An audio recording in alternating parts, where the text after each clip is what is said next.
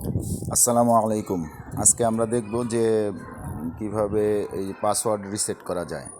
আমরা যেমন বিভিন্ন অপশনে গেলে পাসওয়ার্ড চাই, পাসওয়ার্ড দিয়ে রাখা হয়, যেমন রিপোর্ট বই, তারপরে অন্যান্য বিভিন্ন ক্ষেত্রে কিছু কিছু ক্ষেত্রে পাসওয়ার্ড দিয়ে রাখতে হয়, হিসাব নিকাশ ইত্যাদি। তো এই সমস্ত ক্ষেত্রে পাসওয়ার্ড অনেকেই ভুলে যায়, সেটা কীভাবে রিসেট করতে হবে সেটাই আজকে দেখব ইনশাল্লাহ।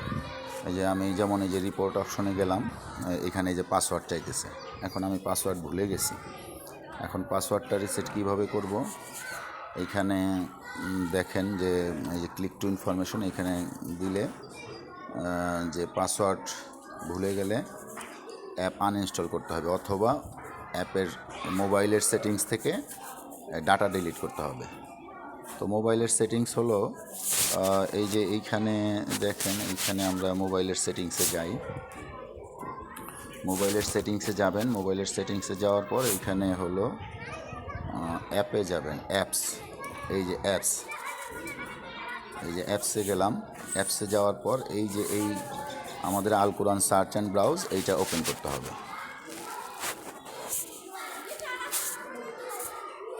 এটা ওপেন করলাম। এটা ওপেন করার পর এখন এখান থেকে যেতে হবে এই যে স্টোরেজে যাবেন। এইখান থেকে প্রথমে এই যে ক্লিয়ার ক্যাশে, এই যে এইটা ডান পাশেরটা, এই ক্লিয়ার ক্যাশে দিলাম। ক্যাশ ডিলিট করার পরে এইখানে দেখবেন যে পাসওয়ার্ড রিসেট হয়েছে কিনা।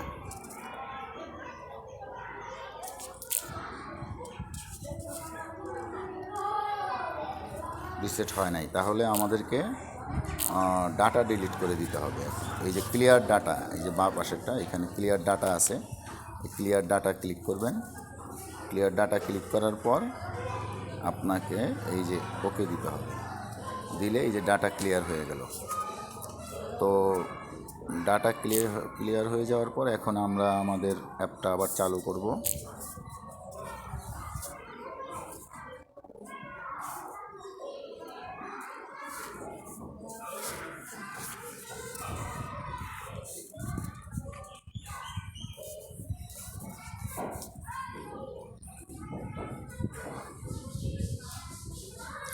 অ্যাপের মধ্যকার সমস্ত ডাটা কিন্তু ডিলিট হয়ে গেছে। এখন এই যে রিপোর্ট রাখায় দিলে এই যে দুইটা অপশন আসতেছে, এখান থেকে পারমিশনগুলো দিয়ে দিবেন। এরপরে পারমিশন যেগুলো আসবে অ্যালো করে দিবেন। এখন এখানে পাসওয়ার্ড, এক অক্ষরের পাসওয়ার্ড দিবেন যাতে মনে থাকে। যেমন ধরেন এইখানে একটা এ দিলাম, এইখানে একটা এ দিলাম ছোটো হাতের, ব্যাস দুইটা ঘরে একই পাসওয়ার্ড দিবেন। এরপরে ওকে দিলাম। ওকে দেওয়ার পর এই যে ওপেন হইল। এখন এইখানে আপনার রিপোর্ট বই থাকলে দেখা গেল যে রিপোর্ট বইগুলো নাই। এই রিপোর্ট বইগুলো আবার আপনি কীভাবে আনবেন, এরপরে সমস্ত যা যা ডাটা ছিল সেটা কিভাবে আনবেন সেটা আরেকটা ভিডিওতে আছে, ওইটা ইম্পোর্ট ওল্ড ফাইলস আছে। তা আমি একটু দেখাই দেই। এইখানে এই যে একেবারে স্ক্রিনের নিচের দিকে দেখবেন এই যে ফাইলস, এই যে ফাইলস একটা বাটন আছে। এই ফাইলস বাটনে ক্লিক করলে এখানে দেখেন এই যে আসছে import all files, import single file. তো ইম্পোর্ট অল ফাইলসে দিবেন। ইম্পোর্ট অল ফাইলসে দেওয়ার পর এরপরে আপনার যাইতে হবে ডকুমেন্টসে। এটা আরেকটা ভিডিওতে সব কিছু দেওয়া আছে। এইখানে আপনার এই ডকুমেন্টসে গেলে, ডকুমেন্টসে যাওয়ার পর আপনার এইখানে সর্বশেষ আপনার যে তারিখ, এটা হচ্ছে কত 1/1/2025, সর্বশেষ তারিখ ছিল 23/12। ধরেন সর্বশেষ তারিখটাতেই দিলাম আমরা। এরপরে তিলওয়াতের মধ্যে ঢুকবেন। এরপরে এইখান থেকে আপনি ইউজ দিস ফোল্ডার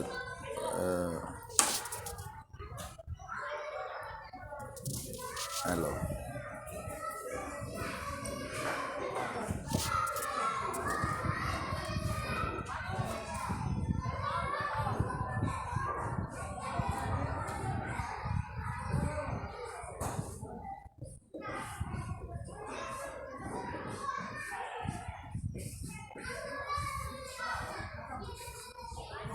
তো এইভাবেই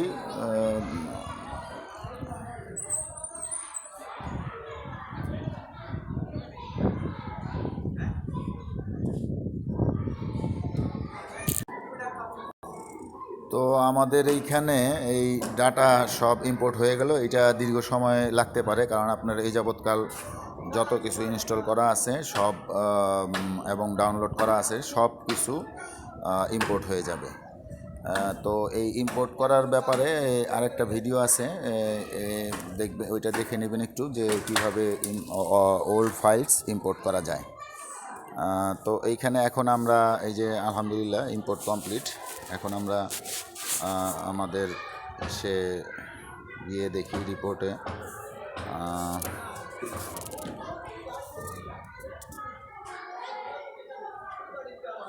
এই যে আলহামদুলিল্লাহ আমার এই পুরনো রিপোর্ট ছিল সেগুলো চলে আসছে। তো এই হলো একটা সিস্টেম রিপোর্ট। আর রিপোর্ট আনার আর একটা সিস্টেম আছে, হলো এই যে এই বিপ পেসে ক্লিক করবেন, এরপরে এই যে এইখানে ইম্পোর্ট রিপোর্ট দিবেন। ইম্পোর্ট রিপোর্ট দিলে এই যে আপনার মোবাইলের স্টোরেজ থেকে এই একই ঘটনা, আপনি ওই ডকুমেন্টস ফোল্ডারে আপনার ওই বিভিন্ন তারিখের যেটা আপনার লাস্ট ইনস্টল করা ছিল ওই তারিখে গিয়ে রিপোর্ট বুক ফোল্ডারে গিয়ে সেখান থেকে রিপোর্টগুলো এখানে ইম্পোর্ট করতে পারবেন। তো এই ব্যাপারে বিস্তারিত ওইখানে দেওয়া আছে। তো এইখানে শুধু আমরা আজকে আলোচনা করলাম যে কিভাবে আমাদের পাসওয়ার্ডটা রিসেট করা যায়, এবং রিসেট করার পরে কিভাবে আপনি পুরোনো ফাইলগুলো আবার ইম্পোর্ট করে নিতে পারেন।